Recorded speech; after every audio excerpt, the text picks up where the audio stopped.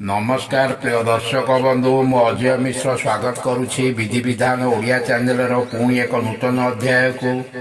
दर्शक बंधु कनकधारा स्तोत्र एपरी एक प्रभावशाली स्तोत्र जो स्तोत्र माध्यम माँ लक्ष्मी अपार करुणा लाभ होता है। जो घरे प्रतिदिन कनकधारा स्तोत्र पाठ करा जाए से घरे महालक्ष्मी सदासर्वदा बास करि सदासर्वदा महालक्ष्मी को कृपा लाभ करने निश्चय भिडियोटी को शेष पर्यंत देखूँ।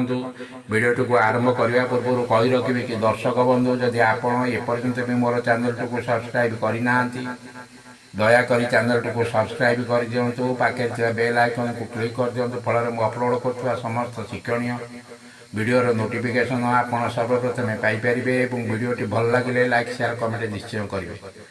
दर्शक बंधु ये कनकधारा स्तोत्र हिंदू गुरु आदिशंकर द्वारा लिखित एक दिव्य ग्रंथ। ये पुस्तक माँ लक्ष्मी उपर आधारित 18 गोटे श्लोक को नहीं पुस्तक रचना करा जायछि। माँ लक्ष्मी संपूर्ण कृपा बा आशीर्वाद लाभ करने प्रतिदिन सकाळे और संध्यारे 2 थर यही स्तोत्र को पाठ कर आवश्यकता रही।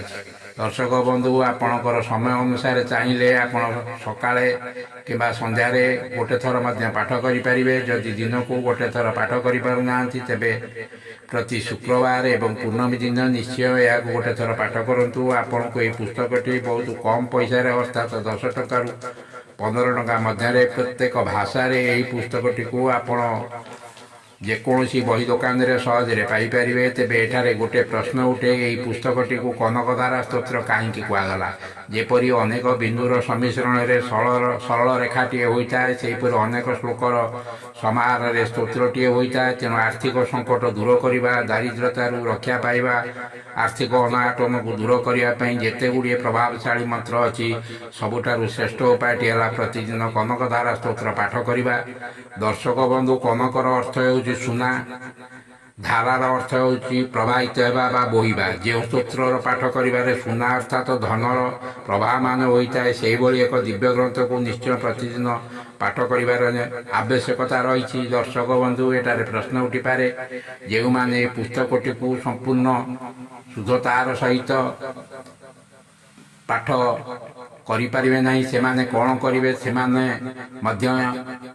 भक्ति सहकारे यही स्तोत्रटी को श्रवण कले समान फल मिलता है। आपण मैंने जदि कमेंट करी कहे मुझे एक भिडियो यही स्तोत्रटी को पाठ करी। दर्शक बंधु जीवन में जदि आर्थिक संकट दूर करी माँ लक्ष्मी का आशीर्वाद लाभ करी विपुल धन संपत्तिर अधिकारी होगापी चाहूँगी निश्चय स्तोत्रटी को दृढ़ भक्ति निष्ठा और श्रद्धार सह अति कम दिन को गोटे थर निश्चय पाठ करूँ। कमेंट बॉक्स रे भक्ति लिखि दिंतु। जय माँ लक्ष्मी। रोची धन्यवाद। नमस्कार।